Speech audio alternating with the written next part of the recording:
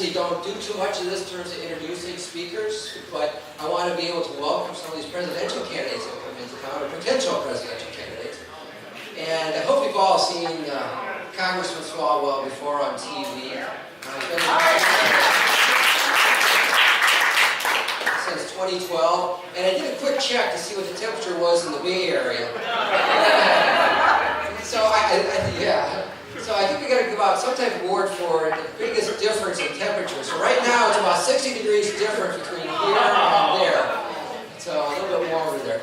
But I think the Congressman has a lot to say. I'm not going to take up much more time. I thank you all for coming out. And with that, I'm going to hand it over to Congressman Swalwell. Thank you, Brett, our chair of Lynn County Democrats. Also, I know we have some Delaware County Democrats in the House here.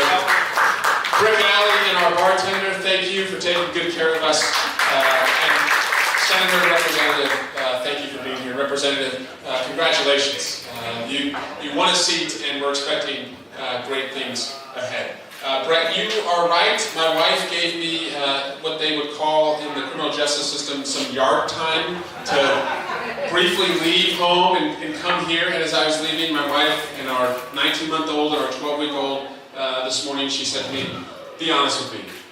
You're just going out of town so you can get some sleep, right?" And it's true. She said, "Well, you got to do your chores first. You got to change some diapers, stay on night patrol, and do the laundry." So I did that because I was eager to get here and see you. And I promise I'll bring my wife Brittany next time, and she's excited to meet all of you as well. This weekend, it's not something to celebrate, but it's something that you made happen. We saw the end of this Trump shutdown.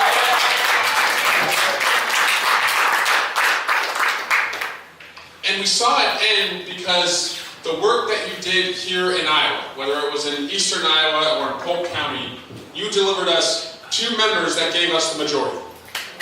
We cut our time in hell in half by winning the Congress and giving ourselves a chance to save America.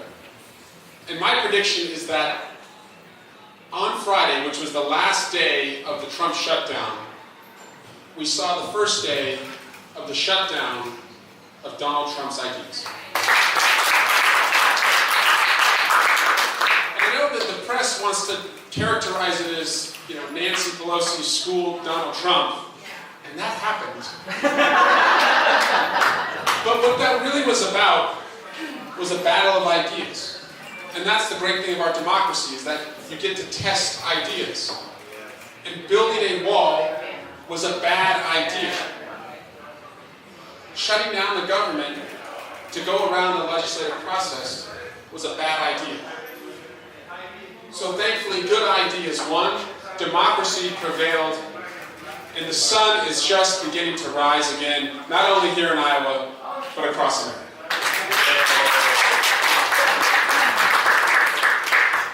So you probably ask yourselves, and I ask this all the time as I've gotten across Iowa, you delivered us 2 seats. You're starting to make progress in the State House, and I know in 2020, Senator, you're hoping to take the Senate and take the State House and also protect your independent redistricting to make sure that they don't take that away. So why not just rest, and why not just celebrate what you've already done? Well, I think it's because you know that the promise of America has not been fulfilled everywhere. And I think that's why you're here today. Is because until we win the United States Senate, until we win the White House, that idea that if you work hard, you do better for yourself and dream bigger for your kids, it's largely staying at the top floor of every building and only in the wealthiest communities. While everyone else works really hard, but they don't see themselves getting ahead, it's just a struggle to get by. That's America today. And so many people like to point out to me, my colleagues on the Republican side of the aisle, that, well, the unemployment rate is at an all-time low, the GDP continues to grow, and the stock market is on the climb. And what I know, and I think you know this too, is that where I come from and here in Marion, The economy is not the unemployment rate. We know a lot of people who are working 2 jobs just to get by. The economy is not the GDP, and the economy is not the stock market. Because only about half of America is invested in the stock market. The economy is you. The best test of the economy is how well you're doing, how much you're saving, and whether you can look at your kids and believe that the future will be even brighter for them. And so the best way to fulfill that promise, that idea of America, I believe, is to reinvest and rebuild. It's a promise that I saw my parents chase for me where I was born in Western Iowa. My dad was a police officer in Algona. And he'd bring his police car home as my mom raised 4 boys, made dollhouses in our garage, baked wedding cakes in the kitchen, ran a very large, unlicensed daycare facility with kids running around everywhere. Statute of limitations is run, so I can tell that story now. But when my dad would bring that police car home, I saw that idea of America because I would always tell him, Dad, I want to be a cop just like you. And he would always tell me as I got older, son, it doesn't work that way. And what he meant and what he and my mom would show me was that they were willing to save as much as they could, work as hard as they had to, and sacrifice religiously so that I could be the first in the family to go to college. Chased that dream from Iowa to Oregon, up and down California, lived in 11 different homes.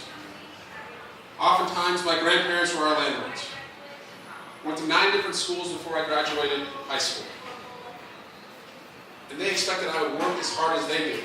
And as soon as I could, they had me and my brothers all working as well. I earned an athletic scholarship to play soccer in college because I knew we wouldn't be able to pay for it just on what we had saved together. I went to law school and reached my dad's dream for me, which was that while he spent his career putting bad guys away on the streets, he was able to watch his son bring justice in a courtroom. And when I came home to the community where we finally settled, I saw that that promise of America sure had reached me, and we had worked hard, and we saw grit and struggle, but it wasn't reaching most of our neighbors. And in Congress, over 7 years of tax cuts that have gone to the wealthiest, of disinvestment in education, gutting the protections of the Affordable Care Act, I don't see that promise being fulfilled. The promise of America is not fulfilled if Americans don't have careers they can count on. Too many of you are working part-time jobs, temporary jobs that don't come with health care benefits, where the wages stay flat, where 2/3 of us don't have $1,000 or more in our savings, or just one emergency, flat tire, unexpected trip to the emergency room, or a washing machine going out can just wipe us out.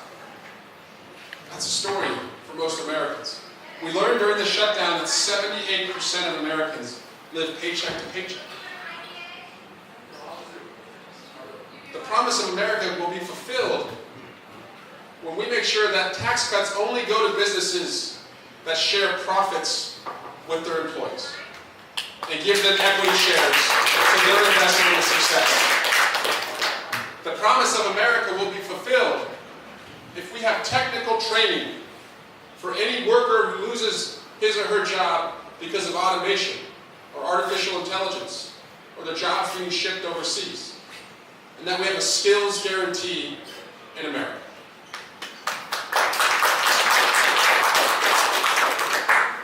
I've still got about $85,000 myself in student loan debt. The promise of America is not being fulfilled when a whole generation is drowning in financial quicksand and we're starting families later. We're the least homeowning generation America's ever known, and too many people with good ideas can't hang up a shingle and start their own business because of the debt. The best thing we can do for this generation is, one, to make sure that they pay 0% interest on their student loans. Yeah. It's an investment in their future. The federal government should not make a penny on the interests of these young people. But also, I would offer a college bargain that says if you work through college and you commit to serve a community in need, when you get out, you get a debt-free education. Work and service, and you come out debt-free. The promise of America is not being fulfilled when we have crumbling schools and we're seeing layoffs of teachers, and teachers are on strike because they don't have decent pay and health care. An infrastructure bill in Congress should include building modern schools in every community, not just the wealthiest ones where your parents are lucky enough to work hard enough to get you into. That's what I saw as a kid. But when I was a prosecutor, I would sit in too many apartment buildings in Oakland. I would look at a homicide witness in the eye as he was trying to recount what happened, and I'd hear the piercing sound of police sirens all around me. I'd see liquor stores and payday lenders across the street, and the schools that they went to, dilapidated walls and an overhead projector was the best technology they had.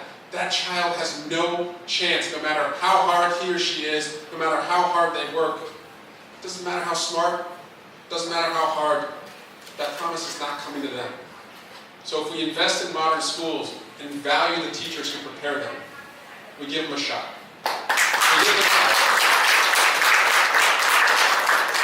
And the promise of America is not being fulfilled if those young students are afraid for their own safety in their classrooms.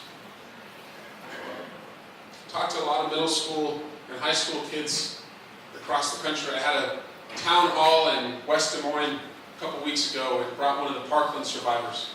And talking to the high school students there, they told me that when a tablet falls off the desk or a door unexpectedly shuts, they all jump up. And they think that they're next. When a fire alarm goes off, they do this calculation now. Do I stay and risk the fire coming in the classroom? Or do I run out and risk going into an ambush? Our children have a right to learn without fear, a right to go home after class, and a right to live. And those rights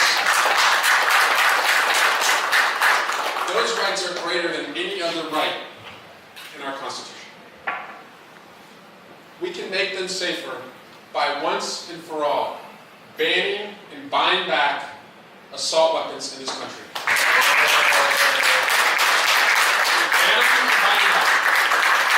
And having background checks for every single firearm purchase. Yesterday I saw that in South Carolina, a Republican lawmaker was putting forward legislation to ban anyone who abused a pet from ever owning a pet again in their life, which I support, and I think it's a great idea. But the problem is that, and I pose this question to this Republican lawmaker, would you also be willing to ban a spousal abuser from ever again owning a firearm? And aren't humans just as worthy as our pets as having common sense background checks?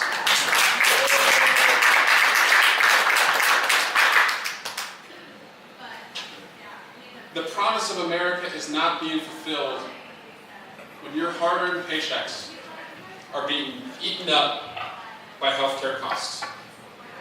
Premiums going up and up and up, going to the doctor and not having any idea of what you're being charged for, and then spending your precious work breaks fighting insurance companies. The best thing we can do for the future of healthcare is to give every American a healthcare guarantee. Join the rest of the first world that promises that to its people, that says if you are sick, you'll be seen. And if you're seen, you won't go broke because of it. But I also believe that it's time to go big and be bold again when it comes to healthcare and finding solutions.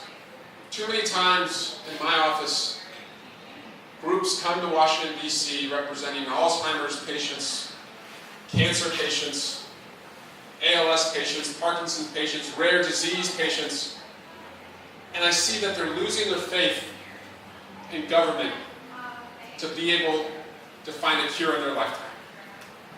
They're begging for just nickels to be invested when we should take the $1.6 trillion that went to the wealthiest 10% of Americans in that tax cut and put that in a $1 trillion cures in our lifetime investment, which will look every patient in the eye and tell them we are doing everything we can to invest in genomics, to know what you're predisposed to, so you can have better targeted therapies, use better data sharing models for our clinical trials, reduce the costs, extend the quality of life, and most importantly, put a whole generation of new scientists to work. The next generation wants to go big and be bold. They're doing it on their own in the private sector. They just want to believe that their own government can do it too. I have a friend who's 36 years old. He worked in the Obama administration. He's a federal prosecutor in Chicago. And just last year found out that he has ALS. And as close as he and I are, and as long as we've known each other, I thought that he'd have all these asks of what I can do to help in Washington, D.C. But he doesn't. He's working on the outside because he knows he can probably be more effective there. And what I don't want to see is patients lose faith that we can do all we can to give them hope, real hope that's seeded and founded in results to come. And that would also have the benefit of uniting our country. Because of course there's going to be division over whether it's a free market system or a healthcare guarantee, but I don't think anything unites our country more than reaching and striving to solve big problems. And that's something that we can do and bring a country that is desperately needed for healing. Seek cures in our life. Finally, when it comes to our environment, too often when you bring up climate change, it starts an argument. And too often, workers are asked to choose between their job and clean air and clean water. And I'll be honest with you, I was working on a pipeline, and that was my choice. I choose my job and my family. We have never, I think, got it right by telling any pipeline worker, anyone who works in oil and gas and is completely dependent on that, that we're going to do everything we can to green our grid, that we're going to invest in not only wind, solar, and alternative fuel cells, but we're going to give them the skills they need to bridge the time that they're going to have to take to go from working on a pipeline to working in that new green economy. And there's going to be a wage guarantee behind it so that no worker is left behind and that false choice is never made. And when we bring up climate change in the future, it won't start an argument, but it will start a lot of people's workday. Because they're working in a new green economy. Going big and being bold. That's how we can fulfill the promise of America. Are you guys up for doing that? Woo! I think this is the time that's up for doing that. So what we have to do is recruit locally. More people like Molly. Continue to believe that the story of America is always believing in that idea of America through knocking on doors, bringing in people who stop believing, educating the next generation, having a bench of candidates ready to serve. I believe in you and spent a lot of time in Iowa in the last 2 years, helping not just Fred Hubble as he ran for governor, or Abby and Cindy as they ran for Congress, but also city council and school board members in Council Bluffs, places where we haven't necessarily been able to compete before. And what I saw was that when you moved your feet from the Women's March and the March for Our Lives to the town squares to save the Affordable Care Act, and then marched on the ballot box, you deliver change for America. Yeah. You deliver change here in this town. And what I believe we have to do next to fulfill that American promise of working hard, doing better, dreaming bigger, is elect a Democratic Senate, a Democrat in the White House, and build on Franklin Roosevelt's 4 freedoms.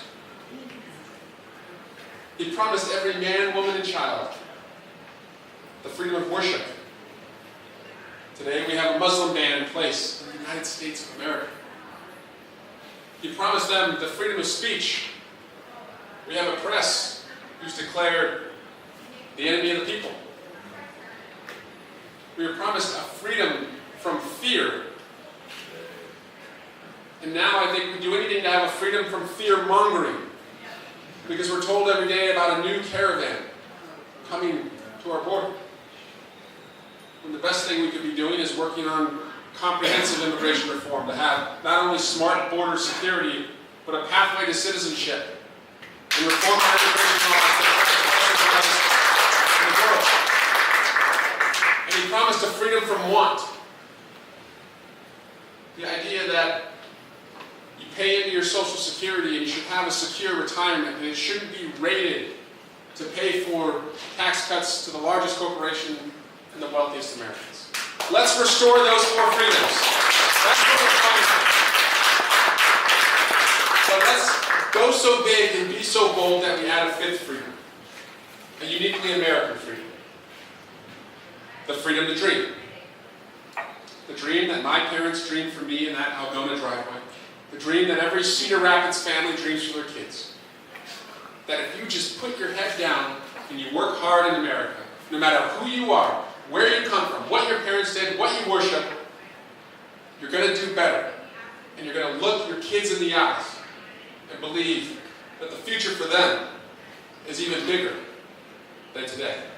I still believe in that America. You're here on a Sunday, so I know you do too. I'm going to come back, and I look forward to making sure that that idea of America is true everywhere. Thank you so much for listening.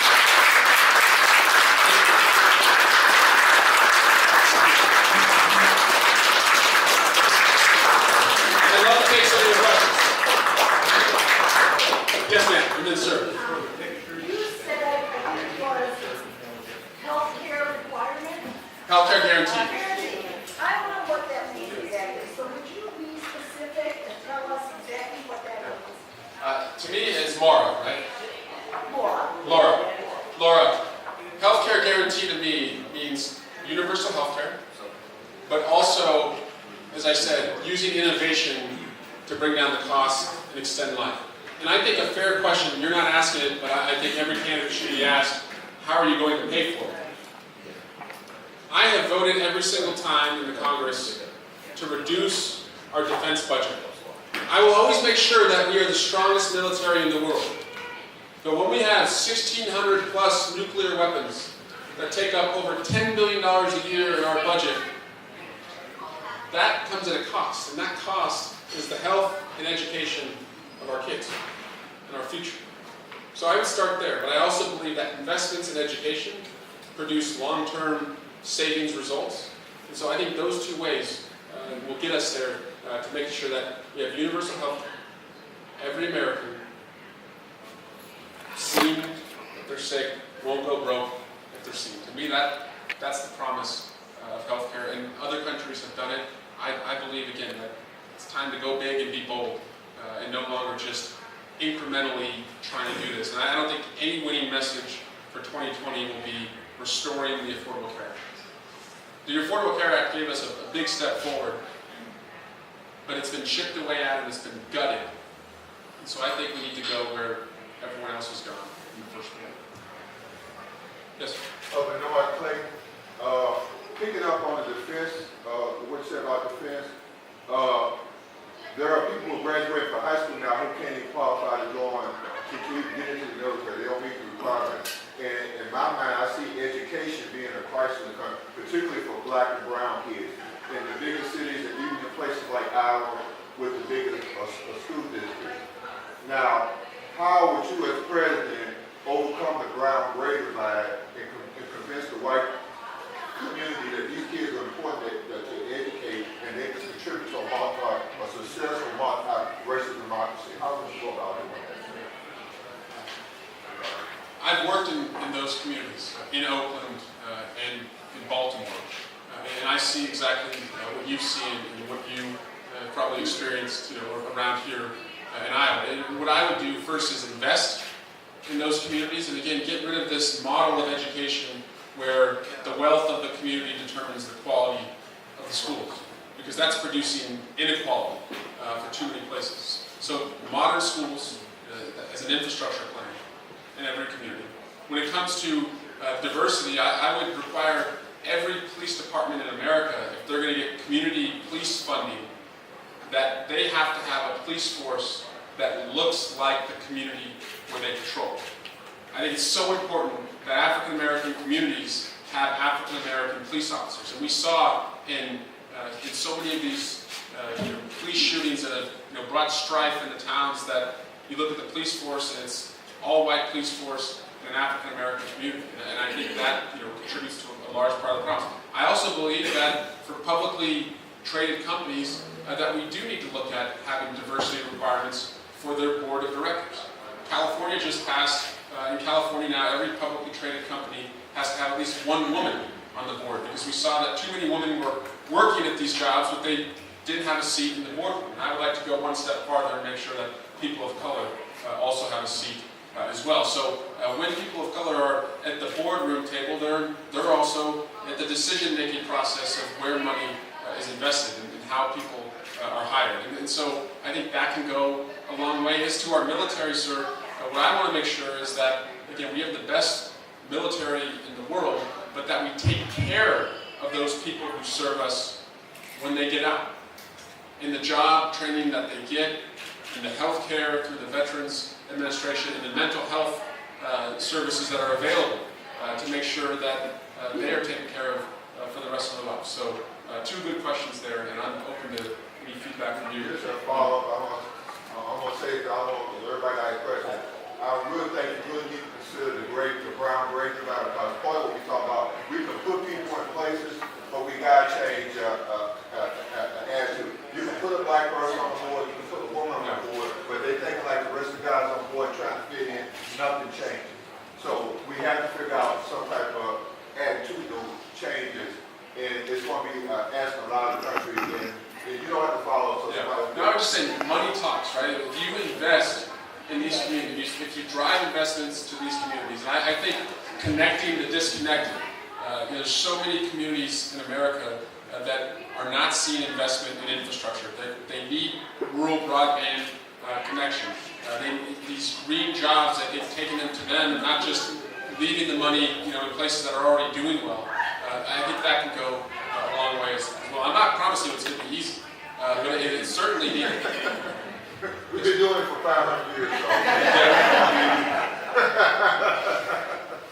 I work mostly with constituent services, helping people get in contact with your elected officials. I work with two primary marginal groups, disabled from birth and immigrants. I'm an immigrant family that paid thousands and thousands of dollars in multiple years to become legal in this country. And I'm not the level of work to going through the federal process and going legally is really, really hard and expensive. And some of them feel like they're getting cheated when some people are able to just really walk across. And I know that's not really what's happening, but there's been no discussion from either side of what's going on at the border and how the process is playing out. So more transparency on that from both parties would be appreciated. We could actually be from town disabled from birth, but have not been able to earn enough money to earn their 44 through SS through Social Security. Their income is so low, around $750 a month, there's nowhere in the country, like Iowa, Rhode Island, California, they can afford to live, but there's no assistance. The Social Security doesn't really work with them on livable income because they're not able to participate in the economy regardless of the unemployment rate. So let me start with individuals with disabilities, because I see in my district and across the country that especially for parents, if you have a son or a daughter who's disabled, you have two full-time jobs, whatever job you're working, fighting for your kid every day to make sure that in the classroom they have access to the same materials and the same curriculum as every other kid, but also that they're going to get skills so that they can hopefully take care of themselves and work when they're adults. We have not fully funded the Individuals with Disabilities Education Act. So the federal government's not living up to its end of the bargain and giving local schools the funding that they need. I've supported legislation and still do that would do that, because I think first it's the foundation of skills that they get that gives them the best chance, with a disability, to take care of themselves and not feel like they're not able to. So I would do that first. Second, I just believe that most, and I think most Americans are with me, is that in our country, if you are able to work, we want to give you a job where you can work in a country where that hard work adds up. If for a God-given reason you're not able to work, we take care of it. We take care of it. And we all pitch in and take care of people because, again, but for the grace of God, we know that could be us, that could be my son, that could be my daughter. And so you don't have to worry every day about getting by or whether $750 is going to be enough. And so that's just I guess the way I was raised and what I believe in the legislation I've supported. On immigration, what I want to see is any undocumented family come out of the shadows, because the process is one that they feel comfortable coming out of the shadows, but two, I think our communities are better when we have the richness of diversity and people in their workforce aren't having to feel like they have to give a fake social security number, or that they're fearful of a raid happening every day. I can't imagine the fear that someone has to live with to do that. We know that immigrants create jobs, so I want a process that's transparent, that they're comfortable with. I understand the concern that we want them to go through a background check. Yes, I think an overwhelming majority of undocumented Americans came here to follow the American dream, and they're not going to hurt me. And if they have a history of violence, they're gone. But I think that's not the case for most of them. So I'm with you on that, and you shouldn't have to fight so hard if you're just trying to do the right thing. Would you support a bill in Congress to open up a facility here in Iowa to bring up people that are in the process of putting refugees in illegal to be processed and again be going to Walnut Street a little bit? I want people who are seeking refugee status to have an easier time to have their claims heard, not a harder time. If their claims aren't valid, then again, we're a nation of laws, and then they would be able to say. But if they are valid, we, like most other countries, have a refugee, a policy where, again, we recognize that one day Americans would be refugees, and we want other countries to take us. That's why, first world nations have a refugee policy under the United Nations. I'll chat with you afterwards. Thanks for those two, and then we got to move on. I apologize. Got me disclosure. You've got me to stuff. We're driving to Chicago today. Yes. This is something that's immediate concern. I learned last week that impeachment really is a process. It just gets into motion the wheels of investigating. I heard people who said they're no longer patient, waiting for Mueller's investigation to conclude. I thought they had a really valid point. I think the public at large says, oh, impeachment. But if all it is starting an investigation, then why not support it? Did you answer the question? The question was, impeachment is just a process, and it starts in the House, and removal is what happens in the Senate. Why not just start the process now instead of waiting for Mueller's report? I will tell you this. Donald Trump is going to be impeached. It is just a matter of time as to whether it's at the ballot box or the Congress. But we are, as they would say in golf, on the back nine of the Trump presidency. January 20th was a couple days ago, so we're 2 years plus in. So it truly is a matter of time. To your question, what I want to make sure we do, as we conduct our investigations, is to make sure that just as we are so disturbed by Donald Trump's lack of respect for the rule of law, that we show a respect for the rule of law. And that we give him a fairer investigation than he probably deserves. Because if this was Donald Trump justice, Donald Trump would have been impeached by now, by his own standards for just concluding guilt in somebody else. But I truly believe that we have to make sure that we build a case, that we seek bipartisan buy-in. Doesn't necessarily mean we'll get it, but we earnestly seek it. That the American people know what's at stake, and why we're doing it. You think there's too much education required of the public to start proceedings now? I mean, what was it, a couple of years ago, one of your colleagues filed a proposed article for impeachment. If it's just starting an investigation, I don't understand why it doesn't start now or yesterday. So I mean, it's not just starting an investigation. I mean, it is taking a vote to impeach and sending the evidence to the Senate so that they can have a trial. But again, we just stood up the Judiciary and Intel Committee last week. I promise you, we have a lot to look at. We're all committed to making sure that he's not above the law. And I just want to tell you, because I'm asked this all the time too, mostly in Washington. People in Washington like to say that no one cares about Russia, stop talking about Russia. I don't think that's the case. And I'll tell you the reason I care so much about what happened is I think that they did not do this to just put in someone who transactionally would help them. This was not about having someone who would diminish the role of NATO, ease sanctions, or pull us out of Syria. He is doing all of that, and that helps Russia, but that's not why they helped Donald Trump. They wanted to tear down that idea of America. If in our young country, no matter who you are, what you believe, what your parents did, if that doesn't matter as it relates to how hard you work, and you can become anything, that can be true anywhere, including Russia. And the best way to make sure that that idea does not come to their oligarch system is to beat it and tear it down at its roots. And that's why they've done it. And that's why it offends me so much, is that the Trump team eagerly embraced a country who doesn't want us to succeed. That's why it matters.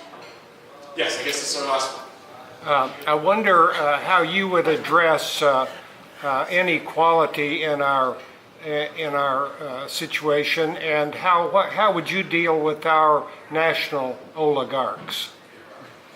Well, what's interesting is that as our president embraces an authoritarian leader who has an oligarch system in their country, we're starting to see in our own country that wealth is being more and more consolidated at the top. And I don't think that's an accident, which is you silence the voice of everyday people, you give them less and less in their bank accounts and more to your wealthiest friends, and pretty soon you look like Turkey, you look like Russia, you look like Saudi Arabia. I don't think that is by accident. And when you grew up and were given over $100 million from your father, you think that's just what everyone does. And you don't understand that grit and that want and that struggle. And so the income inequality gap widens. And a lot of my colleagues, we've got these fresh faces who I'm excited about. I like seeing, Alexandria Ocasio-Cortez and Abby Finkenauer and these just younger members coming in and saying, no, we believe in an America where hard work adds up. And sure, they may be, in different points on how we get there, but their energy is challenging, these oligarch ideas that I think the president is advancing. And that's a good thing. I'll just tell you, I'm not advocating redistribution of wealth. I'm advocating reinvestment and rebuilding. I come from a town where my family finally settled called Dublin, California. And it's there where I started to develop a talent for soccer. And we couldn't afford in our own town to have a travel soccer team. And so I had to go to the next city over's team and wear another city's jersey to play competitive soccer. And all the cities around us, they were wealthier, they had better schools, they had high-end employers. And I learned just a few weeks into playing on that team that their nickname for me was Scrubbin', kind of a play on Dublin. But it was because I came from a low-income, low-expectations town. And over a period of 15 years, from the time I went to college and the time I came back home, I saw leaders in that town, and I joined them when I was an arts commissioner, and a planning commissioner, and a city councilman, We went out to Bond and built a brand new high school. The one I graduated from sent a third of the kids to college. Today, it's 3/4 of the kids. We had sales tax incentives to bring high-end employers to town. We built new senior centers, and new community centers, and new ballparks from the new development that we did. And today, we even have a damn Whole Foods. Hey, Dale. We have a Whole Foods, like a place that I can't even afford to shop at, but I guess it's a sign that you made it in America. So to your question, I guess what I saw was that when you reinvest and you rebuild, you can turn a town's fortune around. And if we can do that in Scrubland to Dublin, California, there's no city in America where if we don't show that we believe in them and their hard work, that we can't do. That's my plan.